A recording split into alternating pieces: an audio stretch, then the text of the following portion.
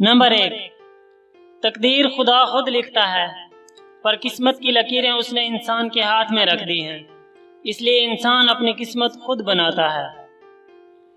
Number 2، تقدیر کبھی بدلتی نہیں ہے، ہاں قسمت بدل سکتی ہے۔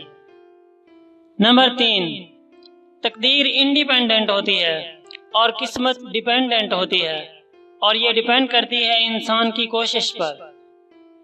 نمبر 4، تقدیر انسان کو رب سے جوڑتی ہے اور قسمت انسان کو انسان سے جوڑتی ہے۔ نمبر 5، زندگی تقدیر سے ملتی ہے اور قسمت زندگی سے ملتی ہے۔ نمبر 6، تقدیر انسان کو وجود دیتی ہے اور قسمت انسان کو تراشتی ہے۔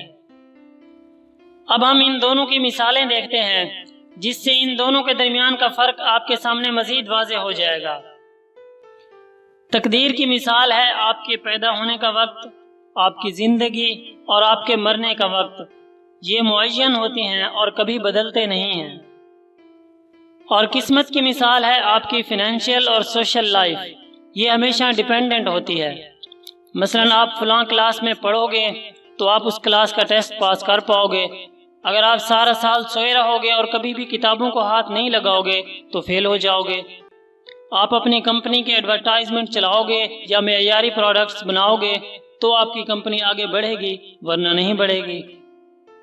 اس لیے کسی کام میں ناکامی پر یہ کہہ دینا کہ شاید قسمت میں ہی ایسا لکھا تھا، یہ اپنی غلطیوں پر پردہ ڈالنے کا ایک بہانہ ہوتا ہے۔ قسمت آپ کے اپنے ہاتھ میں ہوتی ہے۔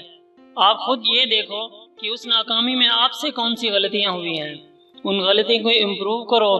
اگر آپ نے قسمت پر الزام تھوپ دیا تو آپ اپنی غلطیوں کو کبھی بھی سدھار نہیں پاؤ گے اور بار بار ناکام ہوتے رہو گے، کیونکہ آپ خود کو ناکامی کا قصوروار سمجھتے ہی نہیں۔ دوستو، اگر آپ اس چینل پر نئے ہیں تو اسے سبسکرائب کرنا مت بھولیے گا۔